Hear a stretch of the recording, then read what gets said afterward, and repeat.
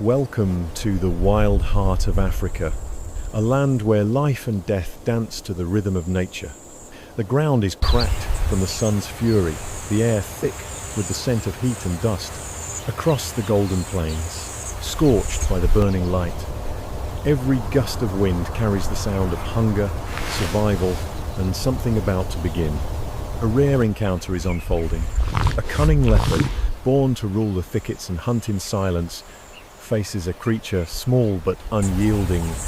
A porcupine, armored by nature itself, with thousands of quills sharp as steel. High above, the leopard lies lazily on a sturdy branch, its body sleek and graceful, its spotted coat glowing under the afternoon sunday.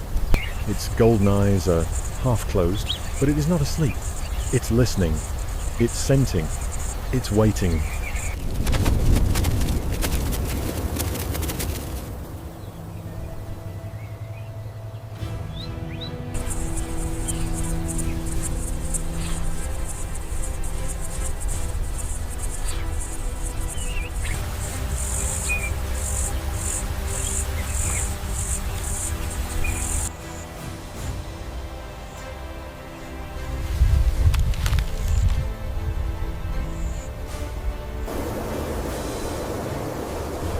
Below, a family of porcupines rummages through the dry grass. Tiny claws scratch softly at the earth. Leaves rustle like whispers of carelessness. Then a faint breeze. It carries with it the scent of bodies, of soil, of warmth. The leopard's ears twitch. Its eyes flick open. Twin flames reignite. Muscles coil beneath its golden skin, tense as a drawn bowstring. The world holds its breath. And without warning, the leopard leaps. All four legs stretch wide as its body cuts through the air with deadly precision. Dust explodes below in twisting spirals. The porcupines startle. Then instinct takes over. Their quills rise, glinting silver in the sunlight, forming a living shield of defense. The leopard lands with a thud that shakes the dry ground. Its claws tear at the soil. Its breath quickens, mixing with the shimmering heat of the afternoon. A low growl escapes its throat, not of fear, but of excitement. Out here, in the wilderness, this is the purest form of instinct. The hunter standing before the hunted, and only one will walk away beneath the setting sunday.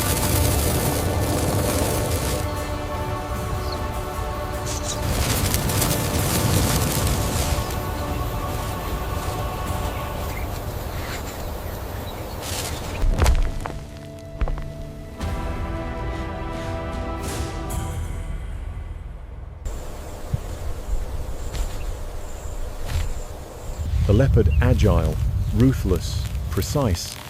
It can bring down an antelope in a single strike, or haul a carcass twice its weight up a tree. But today, the creature before it is no easy meal. The porcupines, with thousands of razor-sharp quills, are a nightmare for any predator foolish enough to underestimate them. One wrong strike, and those quills can drive deep into flesh, causing infection, even death.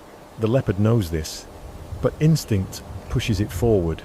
It begins to circle, golden eyes locked on the target, each step measured and deliberate, muscles coiled like springs ready to snap.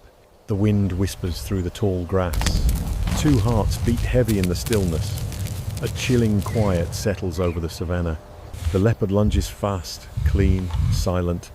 Claws stretch forward, body low to the ground. But in a split second, the porcupine spins, its sharp quills thrusting outward like a wall of blades. A dry thwack cuts through the air. The leopard jerks back, snarling in pain. A few quills have pierced its foreleg. Blood seeps down, mixing with dust into a dark streak on the earth. It licks the wound, never taking its eyes off the porcupine. The hunger still there, but now laced with caution.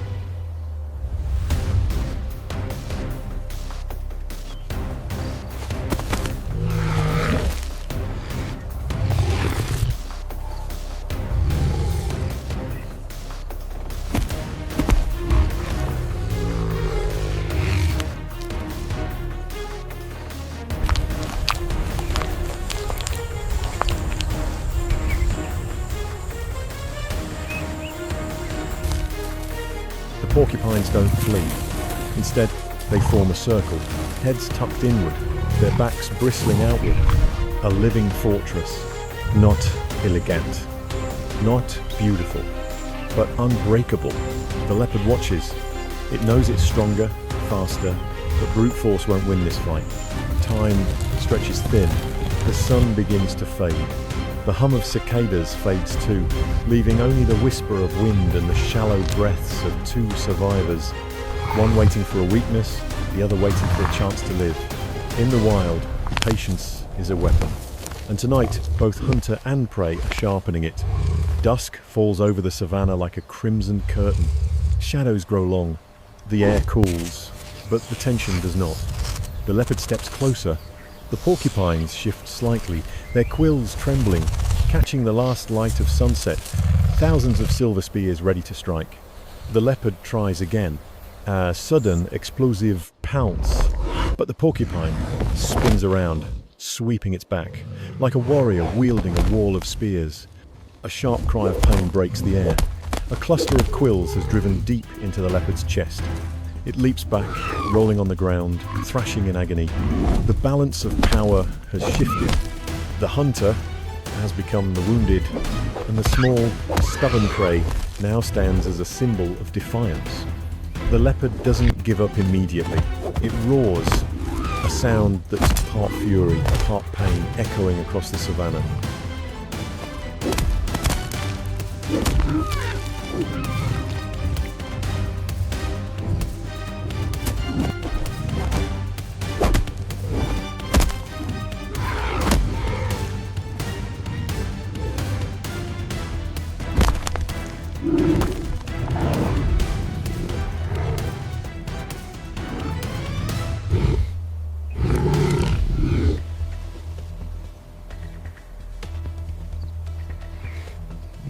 But its own body is turning against it. Every movement drives the quills deeper. At last, it stops. It looks at the porcupines, no longer as a meal, but as another force of nature, equal to itself in the eternal game of survival. Limping, the leopard slowly retreats, fading into the dusty brush beyond the trees. The porcupines return to their foraging, calm and deliberate, as if nothing had happened. They show no pride, no triumph, only the quiet dignity of those who endure. Because in nature, victory isn't about killing, it's about surviving.